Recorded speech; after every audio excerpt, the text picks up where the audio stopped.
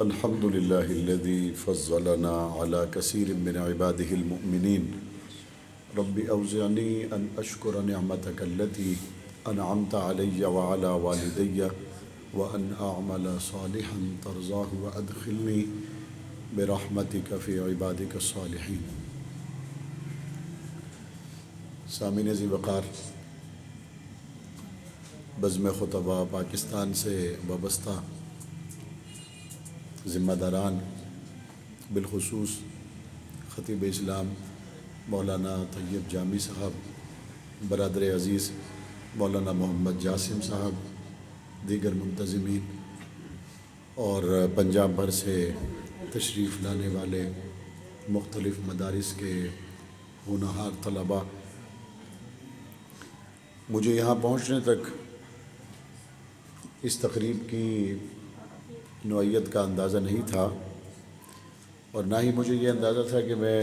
جب داخل ہوں گا اور آگے ایک خوبصورت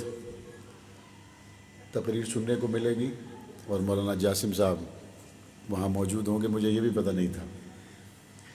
تو میں یہ چاہتا ہوں کہ میں 2-4 منٹ آپ سے بات کروں، لیکن میں یہ بھی چاہتا ہوں کہ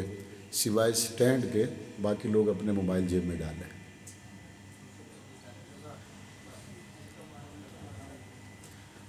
چونکہ دوسرے لوگ جب موبائل چلاتے ہیں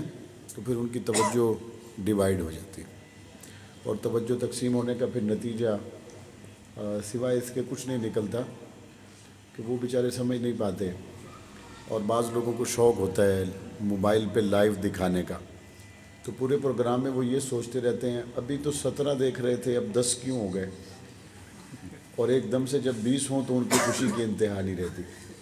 اور وہ اسی خوش فہمی میں ہوتے ہیں کہ میری تقریر 17 لوگ سن رہے ہیں، 20 سن رہے ہیں، 100 ہو گئے، 200 ہو گئے. کون ہیں وہ ہیں جو دنیا کے مختلف حصوں میں، کوئی موٹر سائیکل پہ بیٹھا ہوا ہے، کوئی دکان پہ بیٹھا ہوا ہے،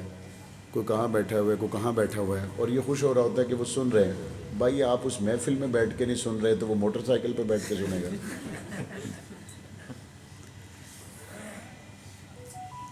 بڑی خوشی ہوئی. ایک تو آپ تقریباً 32 کے قریب طلباء ہیں، پنجاب کے مختلف حصوں سے تشریف لائے. آخر میں جو یہاں پہ ہمارے جج صاحبان تشریف لائے ہیں وہ فیصلہ دیں گے اول کون ہے، دوم کون ہے، سوم کون ہے. لیکن میری نظر میں آپ تمام ہی پہلی پوزیشن پر ہے، اور اس کی وجہ یہ ہے کہ جس نے اپنے گھر سے، مدرسے سے چھٹی قربان کر کے ایک لمبا سفر کر کے یہاں تک آ گیا، اور یہاں پہنچنے کے بعد وہ ڈائز پر کھڑا ہو گیا اور اس نے اپنے اساتذہ کے سامنے یاد کی ہوئی تقریر کو احسن انداز سے پیش کرنے کی کوشش کی. تو ایک خطیب کے لیے 90% سے زیادہ یہی چیز ضروری ہوتی ہے کہ وہ تیاری بھی کرے، اور جو اس نے تیاری کی ہے وہ سٹیج پر کھڑا بھی ہو جائے، اور پھر اس کو ادا کرنے کے لیے اس کے پاس الفاظ بھی ہوں، جذبہ بھی ہو. تو یہ چھوٹی چھوٹی چیزیں ہوتی ہیں. آج آپ کی پوزیشن آئی ہے، کل کسی اور کی آئے گی، پرسوں پھر آپ کی آ جائے گی. ہو سکتا ہے یہاں بہت سے لوگوں کی نہیں بھی آئے گی، زیادہ وہی لوگ ہوں گے جن کی نہیں آئے گی. لیکن ان باتوں سے گھبرانے کی ضرورت نہیں ہے. آپ اپنے گھر سے روانہ ہوتے وقت ہی پہلے نمبر پہ آ گئے تھے، آپ روانہ ہوتے وقت ہی جیت گئے تھے. یہاں پہنچنے کے بعد تو آپ نے پہلے نمبر سے اوپر کا سفر شروع کیا ہے. اب آپ نے جو گفتگو کرنا ہے وہ تقریری مقابلے کے اعتبار سے ٹھیک ہے، اس میں آپ نے بڑے اچھے الفاظ کا چناؤ کیا ہوگا، آپ نے اس کو بڑی خوبصورت ترتیب کے ساتھ کیا ہوگا. اب آپ کا مختلف نوعیت کا بیک گراؤنڈ ہے، کوئی شہر میں رہتا ہے، کوئی دیہات میں رہتا ہے. یہ والی تقریر جو آپ یہاں فرمائیں گے، جس میں آپ نے بڑے مشکل الفاظ کا چناؤ کیا اور ان کو بڑی خوبصورت مالا میں پرو دیا، یہاں پر اہل علم موجود ہیں تو انہوں نے ظاہر ہے آپ کی نمبرنگ اس حساب سے کرنی ہے، تو وہ آپ کو نمبر دیں گے. آپ امید ہے کہ انشاءاللہ اس میں کامیاب ہوں گے. لیکن یہ تقریر آپ اگر اپنے گاؤں کی مسجد میں جا کے کریں گے تو ان لوگوں کی سطح نہیں ہے. ایک چنے کاٹنے والا آپ کے سامنے بیٹھا ہوا ہے، ایک ریڈی لگانے والا آپ کے سامنے بیٹھا ہوا ہے، ایک ایسا آدمی آپ کے سامنے جس بیچارے نے اردو سمجھنا تو درکنار، اس نے زندگی میں کبھی کسی سے اردو بولی نہیں، تو وہ اس خوبصورت تقریر کو سن لے گا. اور اس کے ذہن میں یہ بات بھی بیٹھ جائے گی کہ الفاظ بہت اچھے تھے، تقریر بہت اچھی تھی، لیکن اس کو نفع نہیں پہنچے گا۔ تقریر جب ہم کرتے ہیں تو اس کی بنیاد جب آپ کو آپ کے اساتذہ بتاتے ہیں تو اس بنیاد میں دو چیزیں آپ کو ضرور بتائی جاتی ہیں۔ ایک بنیاد تو یہ ہے کہ ہر نبی بہترین خطیب تھا، اور اس سے بھی پہلے کی بنیاد یہ ہے کہ کائنات کے دو جہاں کے عالم کے سب سے بڑے خطیب اللہ تعالیٰ خود ہیں، اور انہوں نے قرآن مجید نازل کیا، اللہ کی کتاب ہے۔ اب اللہ سے زیادہ فصاحت و بلاغت نہیں ہے، اور اس کی زندہ مثال خود قرآن مجید ہے۔ قرآن مجید سے زیادہ فصاحت و بلاغت نہیں ہے، لیکن قرآن خود کہتا ہے وَلَقَدْ يَسَّرْنَا الْقُرْآنَ لِلذِّكْرِ فَهَلْ مِن مُدَّكِرٍ۔ قرآن مجید نے، اب اللہ کا کلام ہے،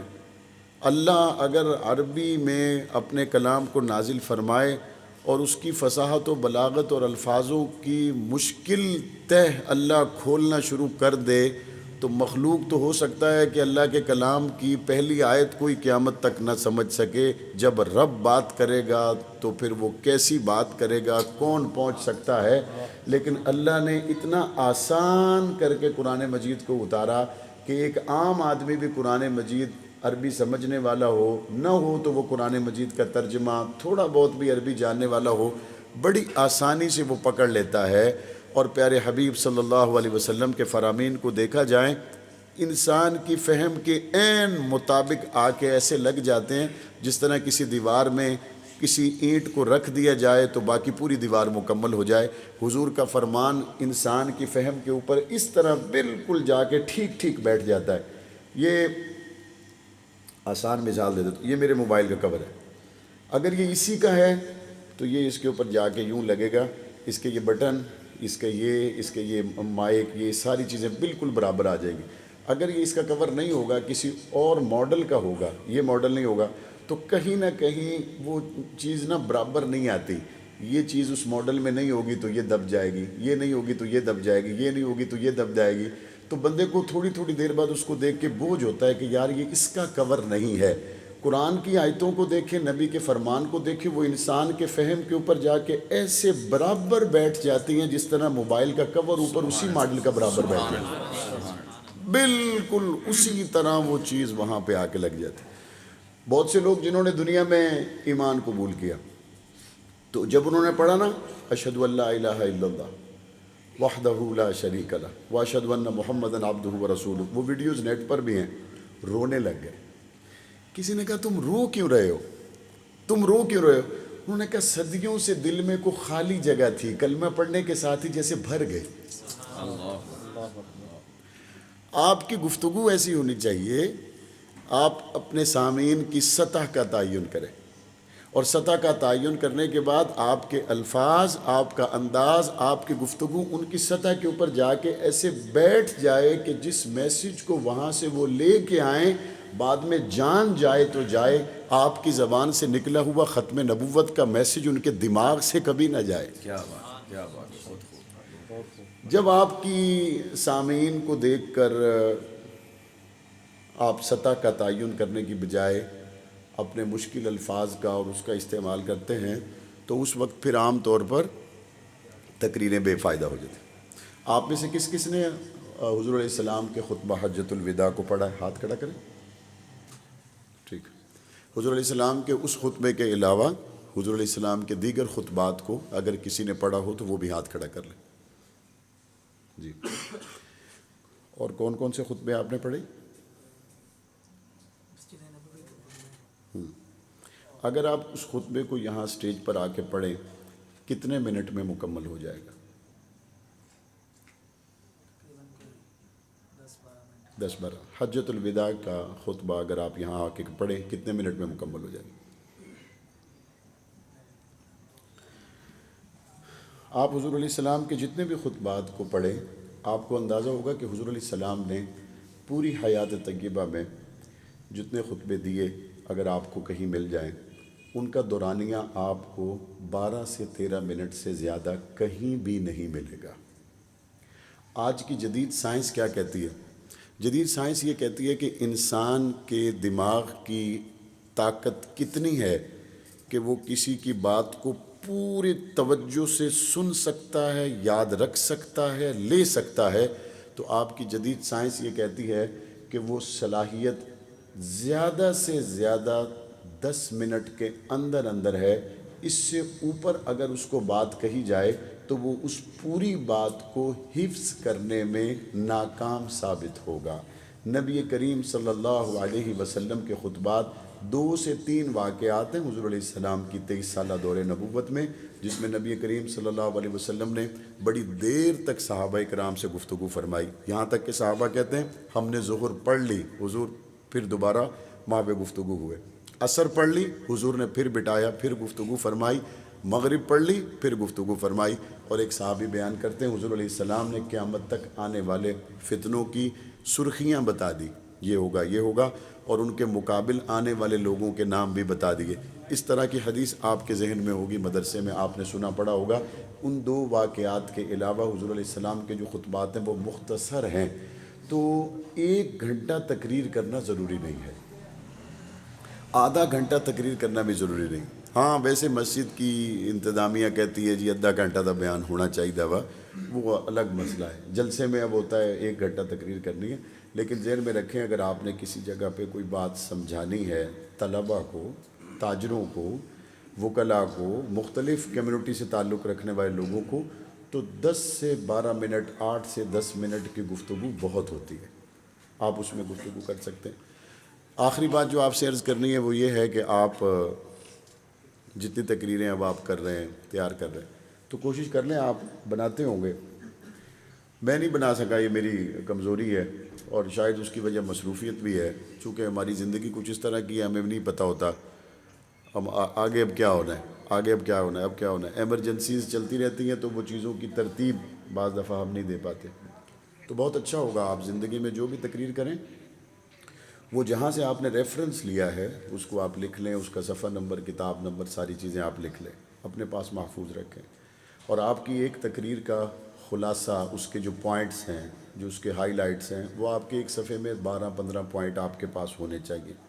زندگی میں جب بھی تقریر کریں وہ پوائنٹ آپ لکھ لیں، اس سے فائدہ یہ ہوگا آپ نے ایک تقریر آج تیار کی ہے، 20 سال کے بعد آپ کو اس موضوع پر تقریر کرنی پڑی تو آپ کو مختلف کتابیں کھنگال لینی پڑیں گی، آپ ایک ورقہ نکال کے اس پہ ایک تائرانہ نظر ڈالیں گے تو امید ہے کہ آپ کے ذہن میں وہ تازہ ہو جائے گی، اور اگر وہ بھولی ہوئی ہو تو وہ آپ کے پاس ریفرنس لکھے ہوئے ہوں گے، سیدھا اسی کتاب پر اسی صفحہ نمبر پہ جا کے اس کو دوبارہ دیکھیں، اور اس میں کوئی حرج نہیں ہے اگر آپ کی گود میں یا آپ کے ڈائس پر وہ کتاب کا وہ جو آپ کی تیار کردہ ڈائری ہے وہ صفحہ اگر آپ کے سامنے بھی ہو تو کوئی حرج نہیں ہے۔ مجھے آپ سے مل کر خوشی ہوئی، اور بات صرف اتنی ہے، پیسوں کے لیے کبھی تقریر نہ کرنا، نام کے لیے کبھی تقریر نہ کرنا، واہ واہ کے لیے کبھی تقریر نہ کرنا۔ جو آدمی دنیا میں نام بنانے کے لیے گانا گاتا ہے، جو آدمی دنیا میں نام بنانے کے لیے کسی ایسے کام میں اپنے آپ کو مبتلا رکھتا ہے جو کام اللہ اور اس کے رسول کی منشا کے مطابق نہیں ہے، ناچ گانا کرتا ہے، باقی چیزیں کرتا ہے، تو اس کے ذہن میں اگر مسلمان ہو تو کہیں نہ کہیں یہ بات ضرور رہتی ہے کہ میں اللہ اور اس کے رسول کے خلاف اپنی زندگی کی صلاحیتیں خرچ کر رہا ہوں۔ لیکن ایک آدمی جس نے ساری زندگی حضور کی ختم نبوت کی بات کی، صحابہ اور اہل بیت کی بات کی، اور ایک گانا گانے والے کا اور ایک عالم کی ختم نبوت پر سٹیج پر آنے کا اگر مقصد ایک ہی ہوگا، نیت ایک ہی ہوگی، تو قیامت کے دن اس کو دیکھ کر تو تعجب نہیں ہوگا، کیونکہ تو وہ تو دنیا میں بھی حضور کے نام لینے والوں میں نہیں تھا۔ تعجب اور افسوس تو اس کو دیکھ کر ہوگا کہ دنیا اس کو گنبد خضراء کا غلام سمجھتی تھی، حالانکہ یہ تو مادے کا غلام تھا۔ تو کبھی پیسے کے لیے نہ کریں۔ آپ نے سورہ شعراء پڑھی ہوگی، پڑھی؟ ہر رکوع کے آخر میں کیا آتا ہے؟ ان اجریہ الا علی اللہ، ہم کسی اجر کے طلبگار نہیں ہیں، ہم کسی فیس کے طلبگار نہیں ہیں، ہم کسی اچھی رہائش کے، وہ جناب اچھے کھانے کے اور اچھے تحائف کے طلبگار نہیں ہیں، ہم قرآن اور سنت کے علم کو لے کر نکلنے والے صرف ایک بات کے طلبگار ہیں کہ دن قیامت میں حضور کی شفاعت نصیب ہو اور ابو بکر صدیق حضور کے دربار میں عرض کریں گے یا رسول اللہ یہ بندہ دو عالم سے خفا میرے لیے،